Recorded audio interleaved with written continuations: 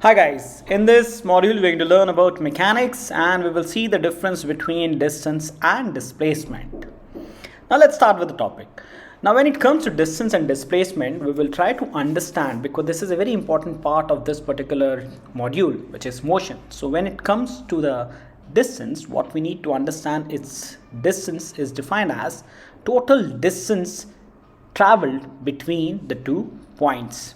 It can be any distance. And when it comes to the displacement, we need to understand it is the shortest distance between the 2 points, which can be only one, because if we have 2 points, the shortest distance can only be one. The second difference, which we usually term in terms of scalar quantity and vector quantity. So distance is a scalar quantity and displacement is a vector quantity.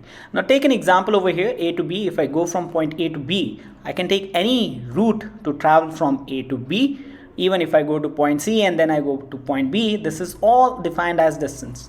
But when you go the shortest distance between the 2 points, this is called as displacement. So what you need to understand, this is distance between the 2 points can be many, but when it comes to displacement, it's just one particular length.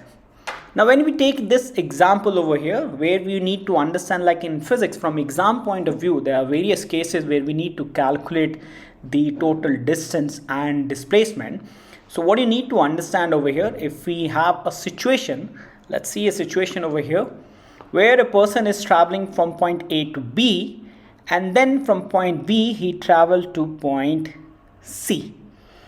Now what you need to understand, A to B, the distance traveled is 4 meter and B to C is 3 meter. Now in this case, if we have to define that what is the distance traveled by this person, we'll simply add up the two values over here, which is 4 plus 3, which is going to give you the 7 meter. But when it comes to calculate the displacement, we need to understand the distance between the initial and the final point. So we are going to connect point A and point C.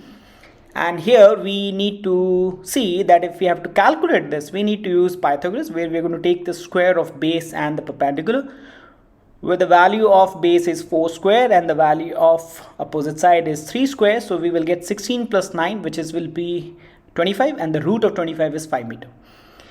On the other side, when we see this example over here, where we need to understand that when we go from A to some point, and this is actually a situation which is three-dimensional. So you go from A to point B, B to C, and C to D.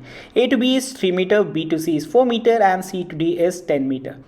Now in this case, what we can do over here, we can actually calculate the total distance by simply adding all the values, A to B, which is 3, B to C, which is 4, and C to D, which is 10.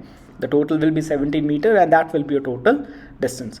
But when it comes to displacement, again my final point is D and initial point is A. I am going to connect A and D, and if I need to calculate this value of AD, I need to take a square of all the values, which is 3 square plus 4 square plus 10 square, which is going to be 9 plus 16 plus 100, which is 5 root 5, which is going to be my answer.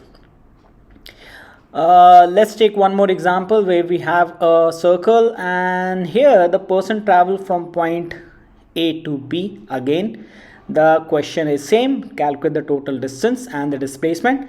Now when you go from A to B, what you need to understand when you calculate the distance, now distance is actually path traveled by the person. So what we will do, we know that AB is actually part of a circle. So we can say, if I calculate the circumference of a circle, A to B is 1/4 of it. So 2 pi r divided by 4, which is going to be pi r by 2, which will be your answer in this case. But when it comes to the displacement, I need to understand the short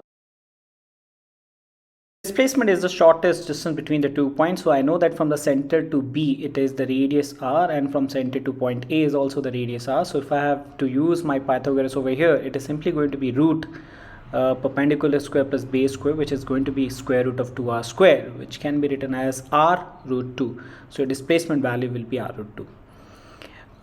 Now we will take one more example. These are the example which are going to be see in kinematics. Now see here, we throw an object with some initial speed u and it come back. Now if we say that the total or the maximum height achieved by this particular object is capital H, and if I need to calculate that what will be my distance in this case, I will simply say distance is the total distance traveled. It goes h distance up and then it comes back h distance down. We don't have to talk about the direction, so it will be the total distance, which is going to be h plus s 2h.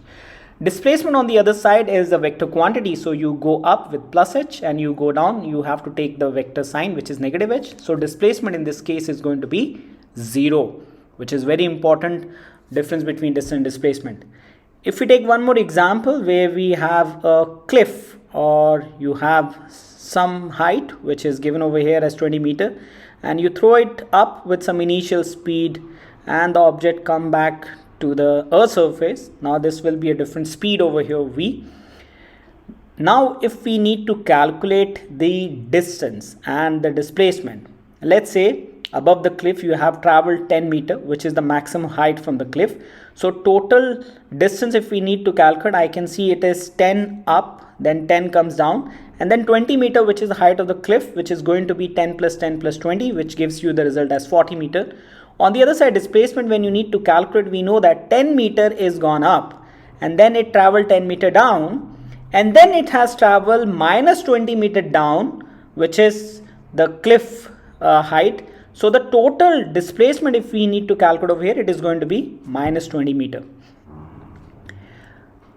Now one more example we will take to understand the distance and displacement in a better way. So here we have a circle, and from the center of the circle, which has been marked as point C, you have traveled a distance from A to B. Now this is something which is not going to be a direct answer, because here you can see A to B is a arc length. So distance, if I need to calculate, first I need to understand how to calculate the arc length. So arc length, if you wanted to calculate from A to B, it will be calculated as r theta, where r is the radius and theta is the angular displacement. Displacement, if we have to calculate, it is the shortest distance between A and B. For that we need to understand, if I simply take this shape out, so this look like the point C, which is making an angle theta, A and B, which are the radius. So here we are going to divide it our AB from the midpoint, so the angle is going to be half, which is theta by 2. So we have here resolve, and we say the opposite side is r sine theta. So angle is theta by 2, so we will write it as r sine theta by 2.